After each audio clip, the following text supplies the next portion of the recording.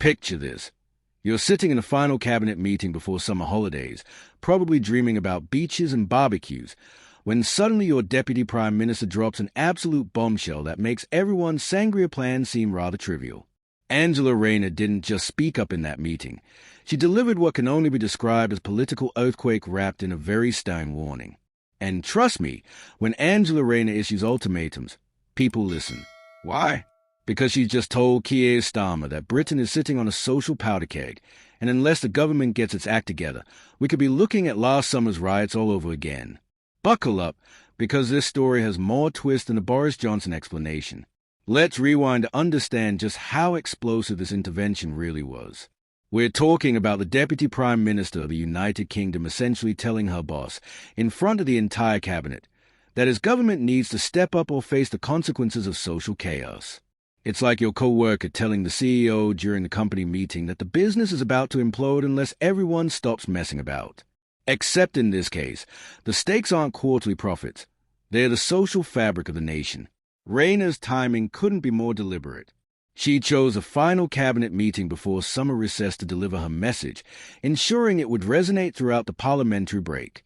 It's political theater at its finest, a carefully orchestrated moment designed to grab maximum attention and send a clear signal that she's not playing games.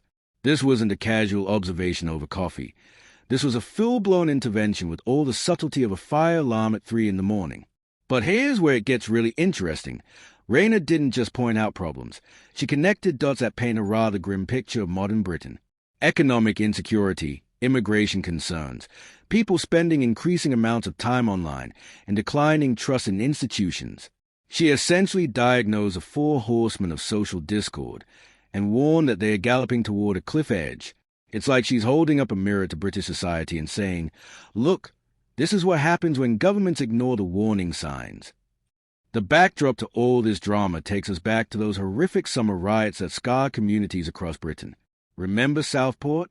The tragic murders that spark a wave of violence that spread like wildfire through Belfast, Manchester, Aldershot, London, and Sunderland?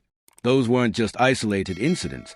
They were symptoms of deeper societal fractures that Rayner argues are still very much present and potentially explosive. What makes this particularly fascinating is the data backing up her concerns. 17 out of 18 places that experienced the worst disorder rank among the country's most deprived areas. That's not a coincidence. It's a pattern that screams systemic failure. It's like looking at a map of social inequality and watching it perfectly overlap with a map of civil unrest. The correlation is so stark it practically draws itself. The misinformation element adds another layer of complexity that would make even the most seasoned political analyst's head spin. Islamophobic claims circulating online about the Southport murder didn't just spread. They metastasized into real-world violence. We're living in an age where false information travels faster than truth, and the consequences aren't just hurt feelings on Twitter, they are burning buildings and injured people. It's digital poison with analog consequences. Fast forward to recent events, and we see history potentially repeating itself with the protests in Epping, Essex.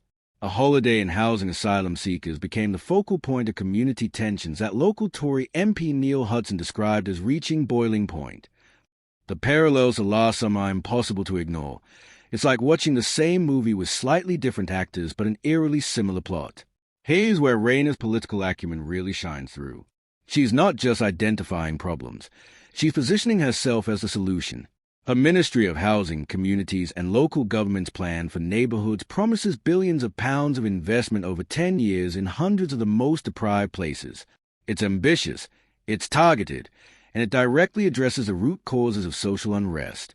Whether it will work is another question entirely, but the strategy is politically brilliant. The timing of this intervention also coincides with Rayner's strengthened position within the government. She recently played a pivotal role in negotiating with Labour rebels over welfare reforms, preventing what could have been an embarrassing defeat for Starmer. It's like she's collecting political capital while simultaneously spending it on this major intervention. She's not just a deputy prime minister. She's becoming the government's chief firefighter for social issues. Reform UK and Nigel Farage add yet another dimension to this complex political puzzle. Fair Eye's defense of the Epping protesters, claiming they were just some bad eggs clashing with Antifa activists, shows how mainstream political figures are legitimizing what many would consider unacceptable behavior. His warning about civil disobedience on a vast scale unless migration stops reads like a threat wrapped in political commentary. It's dog whistle politics turned up to 11. The Independent Commission on Community and Cohesion's recent report, chaired by former Tory Home Secretary Sir Sajid Javid and former Labour MP John Cruthers, provides the academic backing for Rayner's concerns. When they describe Britain as sitting on a powder keg of social tension, it's not hyperbole, it's a measured assessment from serious political figures who've seen these patterns before. What makes Rayner's position particularly intriguing is how allies describe her as best placed to take on reform's surge in popularity. She's a working-class champion within the cabinet who represents traditional Labour values. It's political positioning that acknowledges the reality of modern British politics. Traditional party loyalties are fracturing, and authenticity matters more than ever. Rayner represents something that focus groups and policy papers can't manufacture: genuine connection to the communities most affected by these issues. The speculation about Rayner's future ambitions adds another layer of intrigue to this story. While she's repeatedly denied wanting to be Prime Minister, political observers regularly discuss her as a favourite to replace Starmer if things go badly. Her intervention can be read through multiple lenses: genuine concern for social cohesion, political positioning for future leadership, or simply doing her job as Deputy Prime Minister. Probably all three simultaneously, because politics is nothing if not multidimensional. Starmer's response, delivered through his official spokesperson, struck the right tone of acknowledgement without appearing weak. Focusing on taking action to ensure that we address people's concerns and recognizing that those concerns are legitimate shows his taking Rayner's warning seriously. It's diplomatic speak for message received and understood, though whether that translates into meaningful action remains to be seen. The broader implications of this intervention extend far beyond internal Labour politics. We're looking at a fundamental question about how modern democracies handle social tensions in an era of economic uncertainty, rapid demographic change, and digital misinformation. Rayner's warning isn't just about preventing riots. It's about preserving social cohesion in an increasingly fragmented society. The economic dimension can't be ignored either. Record numbers of small boats crossing the channel, rising unemployment, and a flatlining economy create the perfect conditions for social unrest. It's like having dry kindling scattered everywhere while people are playing with matches. Rayner's recognition of these interconnected challenges shows sophisticated political thinking that goes beyond simple cause and effect relationships. What happens next will likely determine whether this intervention becomes a footnote in political history or a turning point in how the government addresses social cohesion. Rayner's expected promotion to an official office of the Deputy Prime Minister in any post-summer reshuffle suggests her influence is only growing. She's not just warning about problems.